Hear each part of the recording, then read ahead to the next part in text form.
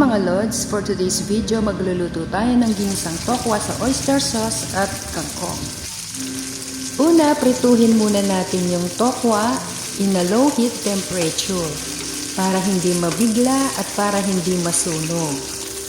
At pag nag-golden brown na, hanguin na natin at iset aside muna natin. O diba ang ganda ng pagkakaluto dahil sa mahinang apoy lang. At i-ready na yung kangkong and be sure na hugasang mabuti. Then, i-on na natin yung kalan.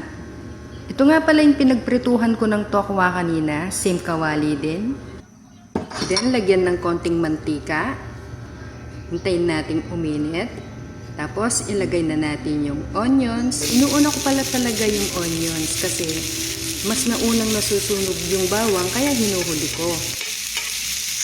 Yan, imekos-mekos muna natin until mag-golden brown.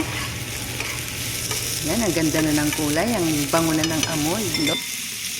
At isunod na natin ilagay yung garlic. Madami akong maglagay ng garlic para masarap yung ginisa. Ang bango kasi pag maraming garlic, diba? Then, imekos-mekos natin hanggang mahilo yung bawang at sibuyas. At isusunod na natin ilagay yung kangkong. Yan, nilagay na natin yung kangkong. At imekos-mekos natin ulit. Haluin ng haluin.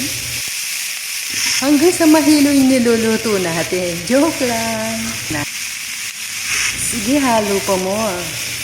Halo ng halo hanggang mag-mix yung lasa. Yan, medyo natutuyo na, parang napiprito na. Pero nasa sa inyo kung gusto nyong mag-add ng water. Pero ako hindi ako nag-a-add ng water, oyster sauce lang yung nilalagay ko. At pagkatapos, hinahalo ko lang mabuti para manuod yung lasa. Tapos, pag na-mix na, ilalagay ko na yung pritong tokwa. Tapos, hahaluin ulit. Halo ng halo para mag-mix yung lasa, tsaka para manuod yung lasa ng oyster sauce sa mga tokwa. Tuloy-tuloy lang yung pag-mix ha.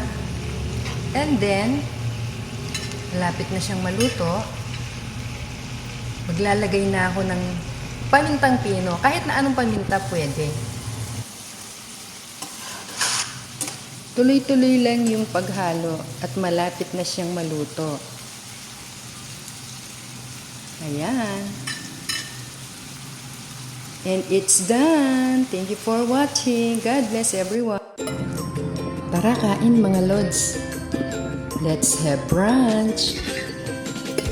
Paborito kasi ni Lola Lods ang tokwa, kaya parang patay gutom kung makasubo. Tsaka, omad lang kasi ang diet plan niya, kaya pagkagising sa umaga, gutom na gutom. Kayo ba? Ano yung diet plan niyo? Yung iba kasi may nag-intermittent fasting, yung iba may keto diet. Yung iba naman, calorie deficit.